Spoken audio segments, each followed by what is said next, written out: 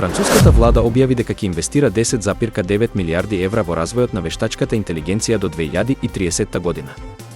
Оваа стратегија има за цел да го забрза развојот на иновациите во Франција, да ја зајакне конкурентноста на француските компании и да го подобри вклучувањето на вештачката интелигенција во различни индустрии. Министерот за економија Бруно Ле Мер истакна дека инвестицијата ќе се фокусира на поддршка на стартапите, иновациите во здравството, енергетиката и индустријата, како и на развојот на специјализирани AI технологии.